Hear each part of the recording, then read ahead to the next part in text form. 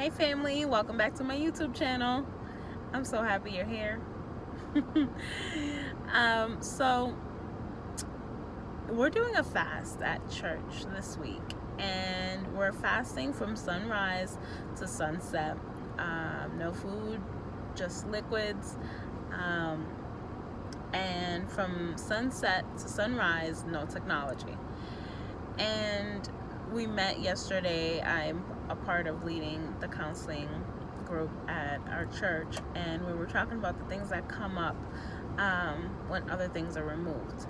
And so during this time, usually when you fast, you're a bit more alert, and things are more, say, heightened, right? You're more aware, more sensitive to things for the most part, unless some people experience detoxing, like physically, or it's really uncomfortable, so they're not as aware of certain things. But one of the things that came up for me was, I got really annoyed the other day because, my baby woke up at 4:30. So I woke up. I usually wake up around 3:30. I feed her, and then I stay up, and I have that time to myself. I have my quiet time. I spend time with God. I have my coffee. I do work, and I do all that before 6 a.m. And I take a shower and get dressed before 6 a.m. so then I can get everybody else up and ready. And on this day, my baby girl, she's 4 months old. She woke up at 4:30. And so she had just woken up, about an hour, I think, before that. Nevertheless, she had just woken up. And now, so I'm like, sis, why? Why, sis? So I'm annoyed, not at her, really, but the situation that now required me to adjust, right? I needed to be flexible in that time to cater to her and take care of her. And then so I take her out into the dining room, and it's just her and I, and I pull out my Bible, and I'm still gonna try, while I'm feeding her, to have my quiet time. And then my son wakes up, my middle son. Bro, why? So he needed help with something, and so now they've both been sick.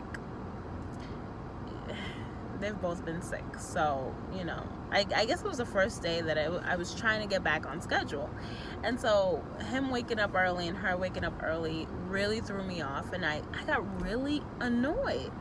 And I just couldn't shake it off. I was like, ugh. And then after that, forget about it. It's one of those days where everything goes wrong. One thing after the other. And I usually don't fall into that. I was like, we're gonna shift things. We're not falling into that. But I couldn't get it together. And I was just really annoyed. And it's like, when you're annoyed, when you're anxious or whatever else, and then it's like, what do you turn to? I can, eat some Oreo cookies, and I can go on Instagram or whatever, and at that point I could go on social media, but usually social media doesn't do it for me. But I could have had me some coffee and, had some Oreo cookies. Obviously, child couldn't. So it's like, in that moment that I was annoyed, I had to dig deeper. What was at the root of me being annoyed, right?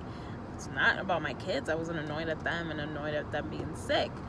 But I have difficulty with, sometimes, right, with letting go of that perfect, like when I have a schedule, and I sometimes I have a hard time being flexible. Anybody watching this video that knows me personally was gonna be like, really? Because I am very flexible. Oh man, just realized my heat was on blast. Hopefully y'all can hear me.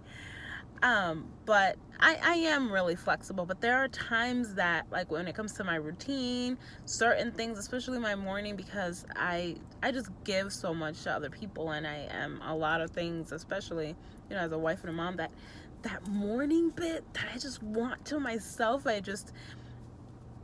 there's pockets in my life where I'm not as flexible, and I want it to be perfect, especially my time with God. And God is like, sis, include me in the chaos, include me in the early morning wake ups, include me in everything. And that's my growing pain right now, is including God in everything.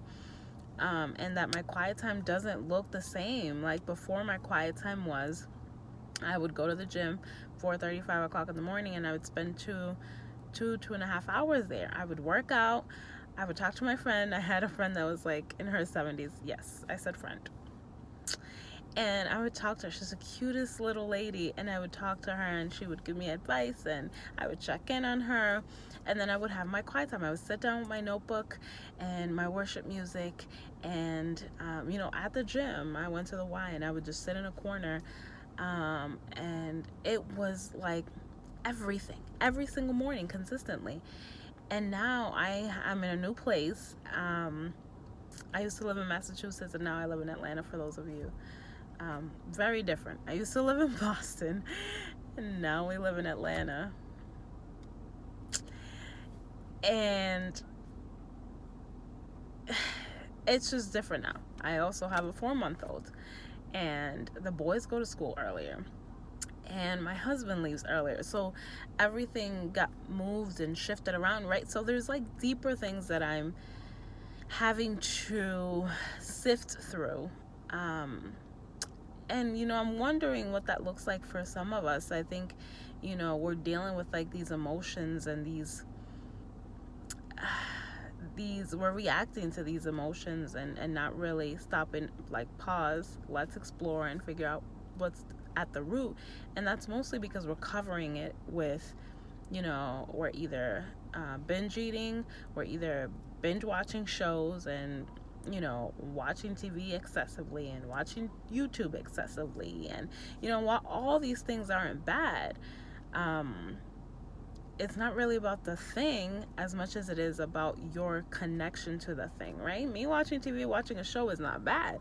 But now where you're doing it excessively, where you're numbing out and not dealing with reality, when you're eating excessively because you don't want to deal with your emotions, when you're playing a game so much that you don't want to deal with real life, or where you're going to the gym excessively because you're overly obsessed with something, like, what is it that's covering up that emotion?